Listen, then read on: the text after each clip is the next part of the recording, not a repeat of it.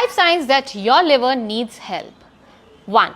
You wake up in the morning feeling very tired. So low energy in the morning means that your liver is overburdened and could not detoxify the toxins overnight.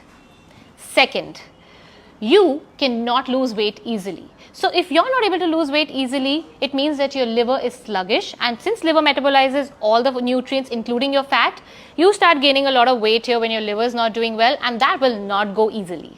Third, you don't feel well after meals. Now your liver produces bile, which is very important for digestion, and when your liver is not doing well, it's not producing enough bile, and lack of bile can lead to indigestion, bloating, gas, and a lot of discomfort after meals.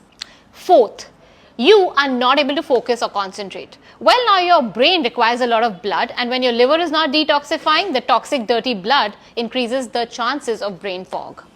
Fifth, you have dark circles. Now the area around your eyes is the thinnest, and when your liver is not detoxifying, your blood is lacking oxygen and nutrients, and that evidently shows around your eyes.